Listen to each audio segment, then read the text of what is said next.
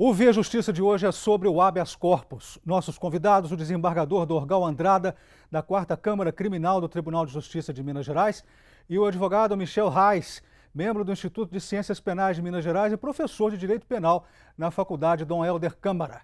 Numa parceria da TV Assembleia com a AMAGES, Associação dos Magistrados Mineiros, o Via Justiça está começando.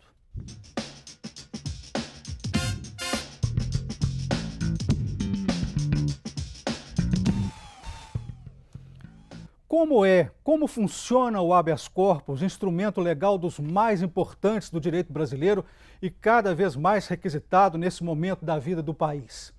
Desembargador Dorgal, o que é o habeas corpus? Por que tem esse nome?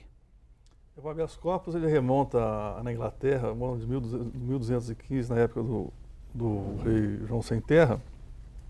Eu reputo ele como um dos instrumentos assim, mais bonitos, mais acessíveis às pessoas, aos próprios advogados, e nós temos aqui o advogado Dr. Michel. Eu acho que diante de um penalista é um instrumento assim mais grandioso e mais rápido que ele tem em busca da liberdade de uma pessoa. O habeas corpus ele serve de uma forma rápida, ele é uma ação constitucional. Ele não é um recurso, a gente chama de recurso, mas ele não é um recurso.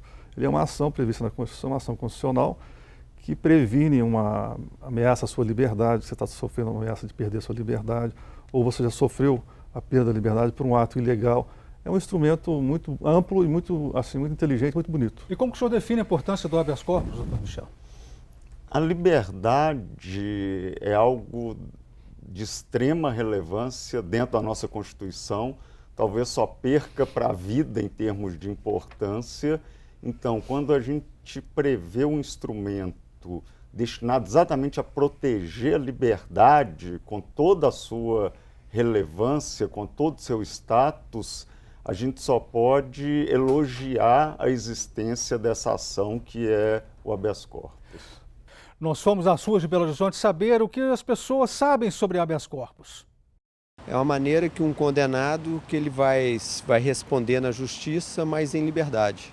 É o que eles dão, a justiça dá para ele poder responder em liberdade. O instrumento habeas corpus, primeiro, está sendo inteiramente desocupado. Em primeiro lugar, só serve para quem tem dinheiro para contratar advogados a peso de ouro. O pobre vai para a cadeia, rouba um negócio para matar a fome, ele não tem habeas corpus. Para mim, é um ato de liberdade, né? Ou de deixar uma pessoa que está privada, né, cerceada da sua liberdade, né, voltar a ter liberdade. Habeas corpus é um sistema jurídico que alguém entra num órgão aí judicial que vai julgar esse habeas corpus justamente para liberar uma pessoa de prisão, por exemplo. Agora, habeas corpus, gente, esse povo vai lá, furta tudo, deixa todo mundo desempregado, roubam tudo, não devolvem nada. Aí vai lá um advogado, pede um habeas corpus para esses vagabundos, para terem que sair, ficar do lado de fora assistindo e rindo na nossa cara. Desembargador, pela fala popular, o senhor acha que há necessidade de um maior esclarecimento da população sobre a importância do habeas corpus? O que foi colocado pelos telespectadores é uma certa confusão, sobretudo quando se diz que o habeas corpus é para impedir uma prisão para toda a vida. Não é bem isso, né? Vamos contar um caso, um exemplo pontual. Quem está respondendo um processo e foi preso, ele pode às vezes questionar no habeas corpus, aquela prisão ali está ilegal, e responder o processo solto. Mas o habeas corpus não quer dizer que ele vai ficar solto a vida inteira. Quando ele for condenado, ele está respondendo ao processo. Se vier a condenação, ele tem que responder, ele tem que ser recolhido à prisão. Então, há uma certa desinformação da população que não tem formação jurídica, achando que o habeas corpus é receber a liberdade. Não é receber a liberdade, até porque algumas vezes, o doutor sabe, o advogado pede um habeas corpus, não pela liberdade, mas é para impedir um ato de coação no processo. Então, o juiz deu um ato ali dentro do processo penal ilegal, um ato abusivo, o advogado acha que é abusivo ou ilegal, ele pede um habeas corpus para anular aquele ato. E não se trata propriamente da liberdade física, mas de uma coação jurídica. Né? Não é uma liberdade física, muitas vezes. Doutor Michel, como que o senhor viu a fala popular? Eu penso da seguinte maneira, Carlos. O primeiro ponto é destacar que não necessariamente quando o habeas corpus é ajuizado, ele vai ser concedido. Do ponto de vista estatístico, a maioria dos habeas corpus, inclusive, são negados. O advogado ou o próprio acusado entra com a ação de habeas corpus argumentando por que está sofrendo algum tipo de ilegalidade e o judiciário decide se o advogado ou o acusado tem ou não razão.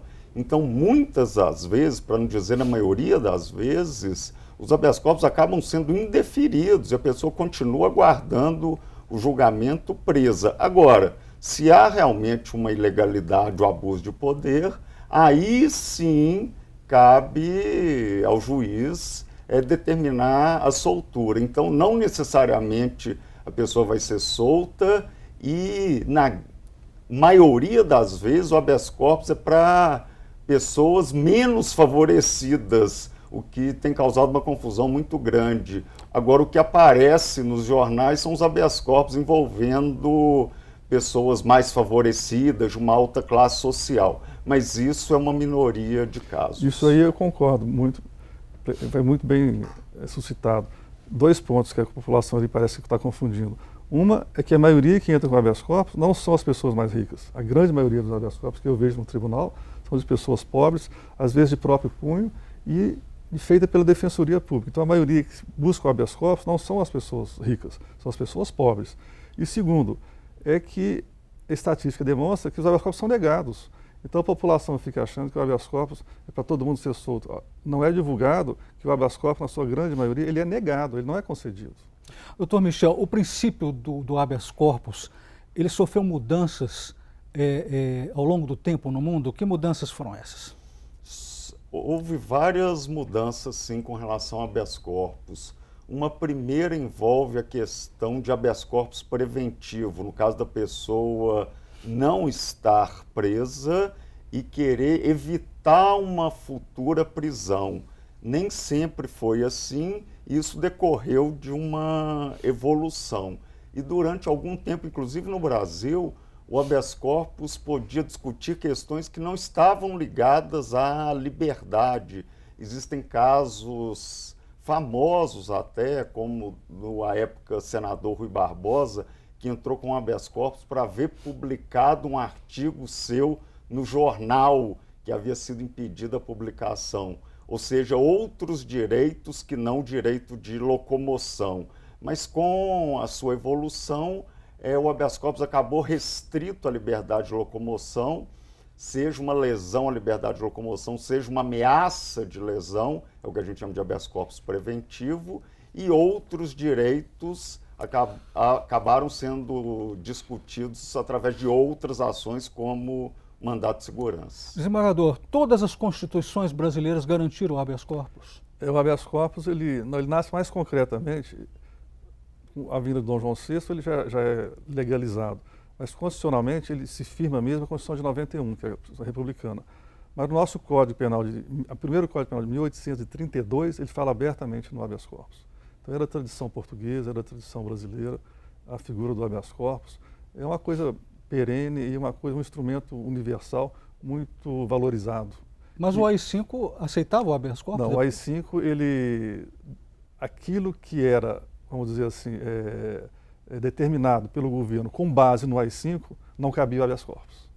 Então, sempre que o governo cometesse um ato invocando o AI-5, aquilo não poderia ser discutido no habeas corpus. Mas, de um modo geral, a justiça funcionava na época, o habeas corpus era relativamente igual a hoje, para o cidadão comum, exceto quando houvesse uma cassação, né, houvesse uma prisão com base no AI-5. O Via Justiça faz agora um rápido intervalo e voltamos em instantes.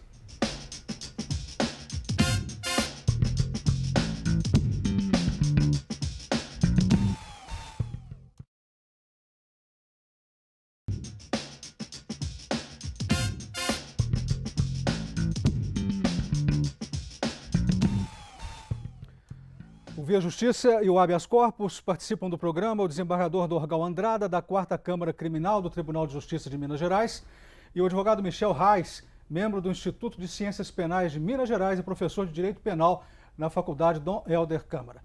Doutor Michel, a decisão do STF de autorizar a prisão após a condenação em segunda instância enfraqueceu o HC, o habeas corpus?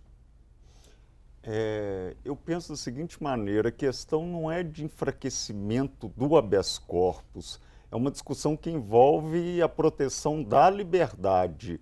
Temos dois lados muito característicos, cada um tem os seus argumentos, mas a grande questão envolve liberdade e o princípio da presunção de inocência. Agora, a força que o habeas corpus tem, isso é inquestionável. Por outro lado, a gente tem se deparado com vários movimentos que têm questionado a quantidade de habeas corpus que são impetrados, que são ajuizados. Isso não guarda uma relação direta com a questão da prisão após segunda instância, mas o volume de processos de habeas corpus no judiciário tem sido muito grande e isso tem sido questionado por alguns, felizmente poucos, magistrados. O que eu penso é que a gente tem que dar um valor, sim, muito grande ao habeas corpus. Uma vez eu ouvi de um desembargador a seguinte expressão: o juiz tem que se esforçar para julgar e não para não julgar. Eu acho que isso se aplica ao habeas corpus. É necessário que se reconheça a importância dessa ação constitucional, repito, que serve para proteger a liberdade, que é algo do mais importante que nós temos. E aí eu queria fazer uma observação. Eu acho que o excesso não, o volume muito grande de habeas corpus pode ter uma relação direta com o número crescente que está havendo de prisões, né, o excesso de prisões, e também não só prisões, o volume muito grande de processos. Os tribunais estão abarrotados e isso faz com que os recursos, que são recursos normais, ordinários, não andem com a velocidade que deveria ter andado. E como o habeas corpus tem preferência, o habeas corpus é muito simples, tenta-se muitas vezes o habeas corpus fazer o papel de que às vezes seria o normal de um recurso em face da morosidade do recurso. Como o senhor se coloca em relação a essa decisão do Supremo sobre a prisão após a condenação em segunda instância e o habeas corpus? Eu vejo, primeiro, a prisão em segunda instância. Eu, doutrinariamente, não sou muito, vou dizer, favorável a essa prisão de segunda instância. Embora há um movimento nacional, a opinião pública seja muito de punição, porque o que ocorre é o seguinte: usa-se muito o argumento, olha, nos Estados Unidos prende-se após o segundo grau, na França, em Portugal, na Alemanha. Sim, só que nos Estados Unidos, França e Alemanha, não existe um STJ. Então a pessoa é condenada em segundo grau e não tem mais recurso. Então acabou o recurso, tem que ser preso. Eu esgotei meus recursos, esgotei minha defesa. Aqui no Brasil não. Criou-se em 88 na Constituição o STJ. Então você ainda tem um grau de recurso. Quando eu julgo que eu sou segunda instância, eu dou uma decisão condenando, essa decisão é passageira. Ela pode ser cassada pelo STJ. Então você não está condenado. Você ainda tem defesa, você ainda tem a ampla defesa, ainda tem o contraditório. O processo está continuando. Você está apenas no meio de um caminho. Como que você vai prender se o STJ depois diz que eu estou errado? Que aquilo tem que ser, a pessoa tem que ser absolvida. Então é preciso acabar o processo para a pessoa ser presa. Aí eles pegam o exemplo, mas os Estados Unidos, na Alemanha, na França, sim, mas lá não tem STJ. Aí qual é a solução então para o Brasil? A solução é fazer uma legislação igual a da Alemanha, dos Estados Unidos, Portugal e da França. Não há recurso depois da segunda instância. Aí sim, se não houver recurso depois da segunda instância, tudo bom. A pessoa tem que ser presa. Mas se tem recurso depois da segunda instância, o processo não acabou. E não raras vezes, não é a maioria, mas não é raras vezes, o STJ ou o Supremo, ele dá absolvição plena para quem já foi condenado na primeira e na segunda. E aí como fica? A pessoa cumpriu 10 anos de prisão e foi absolvida. Então eu acho que temos que mudar a lei. Não é interpretar a lei de uma maneira forçosa, porque os Estados Unidos faz assim. Ele faz assim porque a lei de lá é assim. A nossa lei não é assim. Então nós temos que mudar a lei. Por exemplo, o juizado especial. Quem é condenado no juizado especial, o doutor bem está aqui vai dizer, ele só tem um recurso. Que é a turma recursal, né? Acabou. Não pode ir nem para o Não pode mais nem para o tribunal, nem para o STJ. Não tem. Então é um modelo americano. Dizem que pode para o STF, mas aí é muito raro. É raro. É o modelo que se faz na Portugal, na Alemanha, na França. Ou seja, não tem mais recurso, então você tem que ser preso. Agora, o habeas corpus, continuando nesse tema, ele está sendo usado, acho que num caminho muito correto. Se a pessoa, o recurso, ele foi julgado em segundo grau, pede mandado de prisão, ele é preso pelo segundo grau. Como ele tem ainda 2 recursos para o Supremo e para o STJ, ele tem que debater, olha, estou sendo preso, o advogado vai dizer que está sendo preso de forma ilegal, de forma vamos dizer, uma coação, uma coisa que não se deveria acontecer. O caminho aí é realmente o habeas corpus, e não tem dúvida, o recurso tem que ser manejado, ele tem que tentar o habeas corpus, não tem outra maneira. Doutor Michel, quando se diz que o habeas corpus é um instrumento para a efetivação dos direitos fundamentais de primeira dimensão, o que significa isso? Significa, como eu havia dito, a liberdade. A liberdade é o que nós chamamos de direito fundamental de primeira geração, é um dos primeiros que surge na época da Revolução Francesa. Repito, a Constituição talvez considere como valor mais importante a vida, em segundo lugar a liberdade. Então, a partir do momento que a gente cria uma ação para proteger esse valor tão importante quanto a liberdade, isso não pode ser ignorado. Repito, para pretender a liberdade, não necessariamente haverá concessão de habeas corpus, mas o bonito disso tudo é que a Constituição, talvez no seu artigo mais importante, que é o artigo 5º, fala em proteção da liberdade e fala em habeas corpus. Desembargador, a lei diz que caberá habeas corpus, eu estou lendo aqui, quando alguém estiver preso por mais tempo do que determina, né? Do que determina a lei. Mas há muitos casos, o senhor sabe disso, de prisões no Brasil, além do tempo permitido. Por que o habeas corpus não está resolvendo esses casos? Até no processo, no dia a dia, às vezes o juiz, ele no seu andamento do processo, o preso foi preso em flagrante, está preso, vem respondendo o processo, e ele não consegue terminar o processo, o juiz, no prazo previsto. E nesses casos, o advogado, com muita certeza e muita razão, ele vem o habeas corpus, olha, ele tem que responder o processo não acabou, em tese a prisão está ilegal, porque se ele tinha 3 meses para encerrar o processo, ou 6 meses, está ilegal.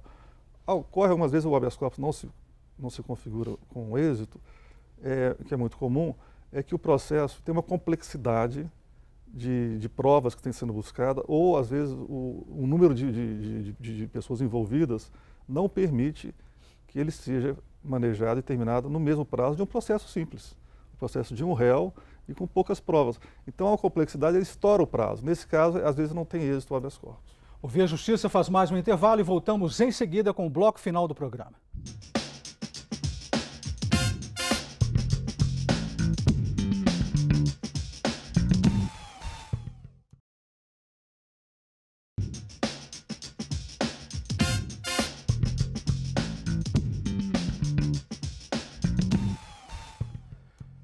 O Via Justiça de volta, hoje com o tema habeas corpus. Participando do programa, o desembargador Dorgal Andrada, da 4ª Câmara Criminal do Tribunal de Justiça de Minas Gerais, e o advogado Michel Reis, membro do Instituto de Ciências Penais de Minas Gerais e professor de Direito Penal da Faculdade Dom Helder Câmara.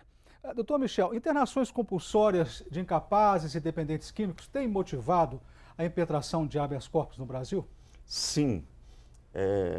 O habeas corpus é uma característica que ele não cabe só contra ato de autoridade pública. Ele também é possível ser ajuizado contra ato de particular. Então, muitas vezes, internações abusivas, internações em hospitais psiquiátricos, internações compulsórias, sendo ou não determinadas por juiz, é possível a impetração de habeas corpus. Repito, o que vale mais é a proteção da liberdade. Desembargador, pode-se ter um habeas corpus para barrar inquérito policial? Isso aí é uma curiosidade. O inquérito policial, a polícia fazendo um inquérito, investigação, não existe um recurso. A lei não tem um recurso, não prevê um recurso que faça o inquérito ser arquivado ou ser paralisado. Se o delegado está fazendo um inquérito sem uma motivação mínima, aquilo é uma violência, né? Uma investigação criminal contra você, uma violência. A forma que se tem é só essa, não tem outro caminho, é tentar um habeas corpus para que seja paralisado o inquérito, a investigação, porque não existe um recurso técnico sobre isso. Tem que ser o caminho, é o habeas corpus. Geralmente, quem que mais pede o habeas corpus? A própria vítima ou o terceiro em favor dela, doutor Michel? A gente vê ambas as situações. Eu acho muito interessante no habeas corpus que a lei prevê que qualquer pessoa pode entrar com habeas corpus em favor de quem quer que seja. Então, eu, pessoa física, Michel, eu posso ajuizar uma ação em meu nome, mas em favor de um preso determinado. Até pessoa jurídica pode ajuizar ação de habeas corpus em favor de determinada pessoa. Óbvio que não existe habeas corpus para a pessoa jurídica, já que ela não é presa. Mas isso mostra a amplitude que a lei dá para a ação de habeas corpus. E também, completando, não precisa até, o habeas corpus é tão amplo que a própria pessoa, até sem advogado, ele pode manejar um habeas corpus. As escolas dizem que pode ser feito no papel de pão. É verdade. É isso mesmo? Não é raro, mas eu, como desembargador e como juiz, já vi cartas em papel simples de preso, manda uma carta para o tribunal, a gente recebe como habeas corpus. Qualquer pedido de um preso de liberdade, do próprio punho, ele geralmente é entendido e estudado como habeas corpus, em qualquer tipo de papel. Agora, analfabeto pode pedir? Também, qualquer pessoa que venha escrever da maneira errada, a gente tenta ler o que está a mensagem dele, qualquer pessoa pode pedir um habeas corpus. Oralmente isso pode ser pedido ou Não, tem que ser por não, escrito? tem que ser por escrito. Doutor Michel, como é o processamento e como são os efeitos da concessão de habeas corpus? O processamento do habeas corpus é o seguinte, na maioria das vezes ele é impetrado em segunda instância, também é possível em primeira instância, aí tem a peculiaridade de não ser ouvido o promotor de justiça, mas em segunda instância cai para o desembargador, no Superior Tribunal de Justiça e no Supremo o trâmite é o mesmo, existe uma análise de um pedido de liminar que na maioria das vezes consta do pedido, o desembargador, o ministro, deferindo ou não o liminar, o padrão é que em seguida ele peça informações para a autoridade hierarquicamente inferior, em seguida é ouvido o Ministério Público, em seguida submetido a julgamento pelo órgão colegiado. Uma vez concedido o habeas corpus, depende de qual é o pedido. Se for de soltura, é expedido um alvará de soltura. Se for um habeas corpus preventivo, é expedido um salvo-conduto. Se for um requerimento de nulidade, o tribunal simplesmente comunica ao juiz. Então, o efeito da concessão depende de qual foi o pedido. Na maioria das vezes, o efeito é a expedição de alvará de soltura. Agora, quais são os recursos, desembargador, contra a concessão ou denegação de habeas corpus? Não, o habeas corpus, a diferença do habeas corpus para o recurso sempre ele tem que ouvir o lado contrário. Então, acabou um processo, um recurso no sentido estrito, uma apelação, um recurso especial, ele é demorado, porque ele tem que ser ouvido do lado contrário. E às vezes tem que ser ouvido, na área criminal, tem que ser ouvido o promotor. Então isso é um rito demorado. O habeas corpus não se ouve a parte contrária. E no primeiro grau, se quem vai julgar o habeas corpus é o juiz, ele próprio já sem ouvir o Ministério Público, ele não tem a tramitação de um recurso. Ele é muito rápido. Ele não ouve a parte contrária, vai direto para o juiz dá liminar ou não dá liminar, como diz o doutor, e, via de regra, depois de examinar a liminar, ele ouve a parte que está sendo chamada de coator. No caso, a gente ouve o juiz. Mas ele não tem como recurso, ele não faz o papel de um recurso que vai essa demora com várias opções de se contestar o outro lado. Não tem isso. Vamos para as considerações finais, doutor Michel. Eu queria primeiro agradecer o convite da Magis e, para terminar, dizer que muito me preocupa, como eu disse agora há pouco, esse movimento que tenta limitar essa ação. É algo importantíssimo a ação de habeas corpus, então penso que jamais ele pode ser limitado. Se vai ou não ser concedido, isso é outra história. Agora, impedir que se ajuize a ação, como fez o AI-5 na época do golpe militar no Brasil, é algo inconcebível. A gente não precisa ir muito longe na história para ver o que acontecia e, com isso, dar devida importância para o habeas corpus na atualidade. Desembargador, considerações finais do senhor? Eu também quero parabenizar a Magis e dizer que eu tenho esperança que o habeas corpus seja observado por todos os magistrados, todos os advogados, dentro da lei. Então, às vezes se critica, o Supremo recebe 100 mil processos por ano e o Supremo nos Estados Unidos recebe 100 por ano, nossa 100 mil. É porque a nossa lei permite isso, vamos cumprir a lei. Se não queremos isso, temos que mudar a lei.